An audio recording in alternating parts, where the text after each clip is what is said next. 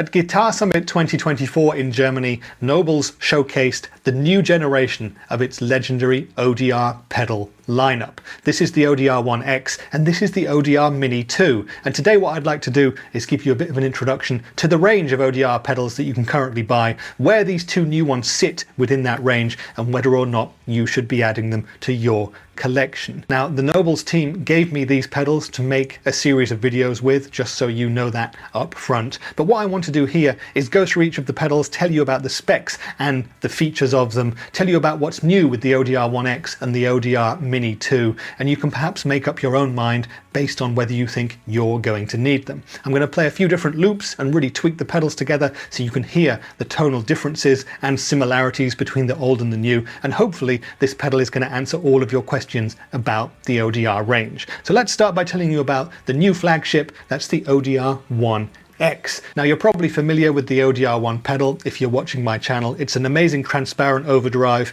but it does great higher gain drive sounds too, and it does the amazing sparkly telly tones that so many Nashville session players have loved about this pedal over the decades. The ODR-1X, however, gives us more features than ever before in an ODR-1 pedal. Now, you've got that standard green enclosure that you'll know with the big chunky foot switch, and the standard 3 controls as well. Drive for your amount of overdrive, spectrum for your EQing, and level for your volume. But there are two smaller controls up at the top here that we haven't seen before on the ODR-1 either. The first is a bass cut roll-off knob, so you can start with the bass up on full and gradually thin out your sound, get rid of any unwanted low end with that. And the second is a gain boost control here. The Nobels folks told me that you can get up to 29 dBs of boost with this, and it's foot switchable as well. Now, you've got a remote out here. You can use up to a 2-button foot switch with the ODR-1X, and you can remotely control the gain boost on off, or you can control on off of the pedal itself using that as well. Now, here we have the battery compartment, but underneath we also have a hidden mini switch too, where you can switch between true or buffered bypass modes. The original ODR-1 pedals were always buffered bypass, and that was always something where you'd hear people saying, I'd love a true bypass version of that. Well, now you have it here. You can of course also use a standard pedal power supply, and anything between 9 and 18 volts will work with this pedal. So if you want the extra headroom of 18 volts, you can do that too. So this pedal does have plenty more features than its predecessors. It's going to cost around 190 euros, probably $190 or something like that when it's finally in stores in late 2024. But is it worth it over the standard size ODR-1s? Well, I'll go through their features in a second. But first, let's look at the new mini flagship, the ODR-mini 2. Now, if you look at this compared to the original ODR-mini, you can see that it's been given an aesthetic overhaul, and it's a tiny bit bigger, like 1 millimeter or 2 across than the original ODR-mini. So it looks more like the bigger ODR-1s with its black panel, and it's a little bit less simple than the original because it has 4 knobs as opposed to 3.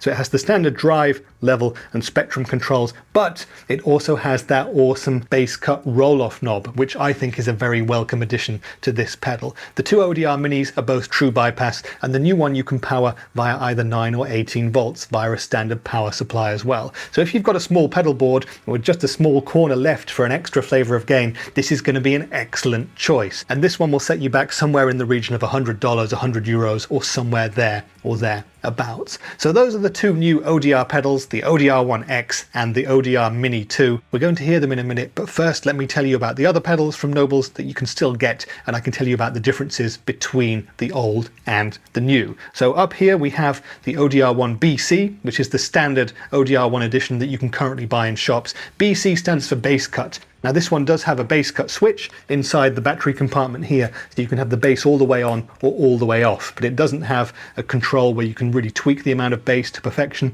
It also doesn't have the gain boost either. It just has the standard drive, spectrum, and level controls, and you can remote switch this to switch it on and off, but that's it. 9 volts only too, and buffered bypass only, so it doesn't have the true bypass option. Now, in between the BC1 coming out and the new ODR-1X, we also last year had the 30th anniversary of the ODR-1, and the Nobels team commemorated that with this limited edition gold sparkle 30th anniversary ODR-1. That introduced this awesome bass cut roll-off knob that you can see here. So that is the same as on the ODR-1X, but the gold one doesn't have the gain boost, it doesn't have true bypass, and it doesn't have the remote foot switch to turn the gain boost on and off because it doesn't have a gain boost either. So that's the 30th anniversary one. Fantastic for collectors if you can get one, but overall the most feature packed is of course the ODR-1X. ODR-1X. Now when it comes to the mini pedals, the original ODR-mini was a very, very simple version of the ODR-1 philosophy. It just has the drive, spectrum and level controls, no bass cut switch or roll off or anything like that, so full low end at all times. True bypass though, and its 9-volt power supply powerable. And I should say that at the moment, I think they're probably discontinuing this one in favour of the Mini 2. And in Europe, this is on sale for about $50, so definitely worth buying if you've got that much money for an ODR. But the Mini 2 does offer significantly more in terms of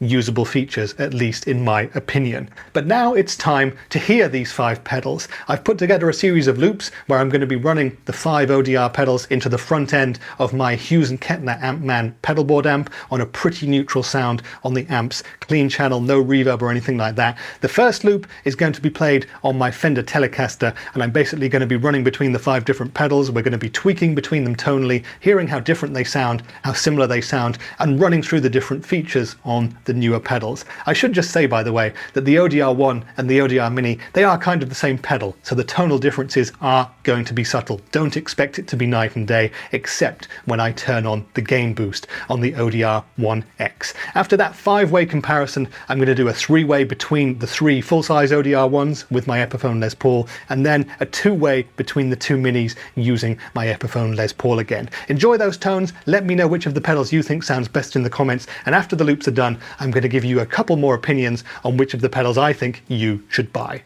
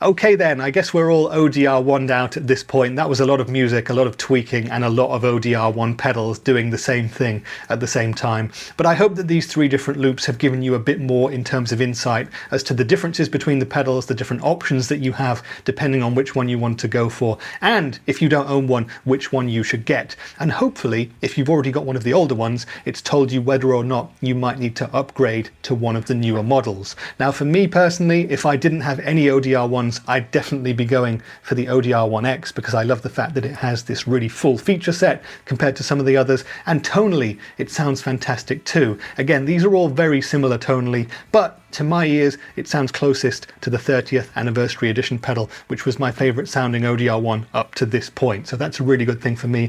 This bass cut reduction knob is a godsend for me. I really like having the option of that. And the gain boost switch is really cool as well. It really is a gain boost, by the way. This is not like a clean boost that gives you a level boost. It's really an oomph in gain. And it might be too much for some people, but if that's going to be something that you would want, well, this pedal is the one to go for. And I guess I would really recommend getting the remote foot switch to be able to remotely turn that on and off as well, because it is a bit fiddly. Now, if space is an issue, or if you just want a smaller size pedal, well, the ODR-mini 2 for me is a clear step up from the original ODR-mini because it gives you this bass cut control knob as well, and I just find that gives you way more flexibility in terms of playing different guitars with different pickups. A Telecaster is going to have a very different tonal response to a Les Paul, for example, and you can really bring in or take out as much bass and tweak it to taste in every musical situation. Now, the ODR-mini 2 sounds very similar to all the other pedals, of course, and it also has the advantage of having by far the largest and easiest to tweak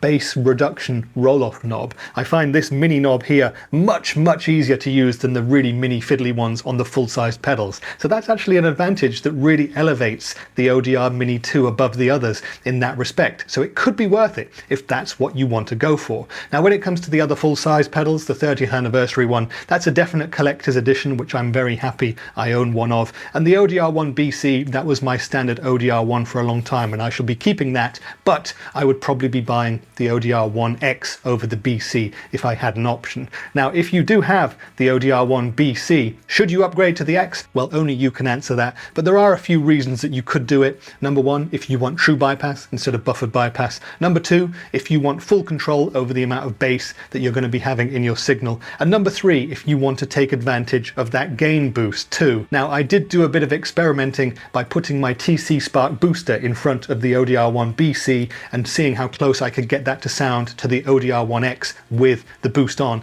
and it sounded a bit like this.